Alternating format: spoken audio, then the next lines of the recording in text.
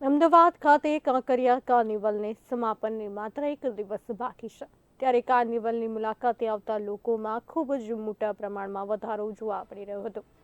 એમાં પણ શનિવાર રવિવારે જેવો રજાનો માહોલ હોવાથી લોકો પોતાના પરિવાર તથા બાળકો સાથે કાર્નિવલનો આનંદ લેવા આવતા હોય છે। આવામાં ગત રાત્રિના 8 થી 8:30 વાગ્યાના અરસામાં બે બાળકો પોતાના માતા પિતાથી વિખૂટા પડી ગયા હતા।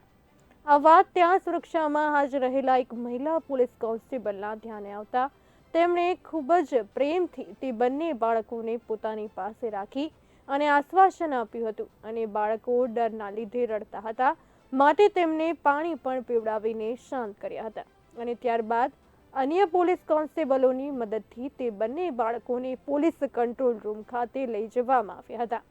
તે બાળકોના માતા પિતાને શોધવા માટેના પ્રયત્નો ચાલુ કર્યા હતા। આમ કહી શકાય કે પોલીસની વર્દીમાં ફરી એક વખત સંવેદનશીલ ચહેરો સામે આવ્યો હતો અને પોલીસ આપની મદદ માટે છે તે કરીને સાર્થક કર્યું હતું।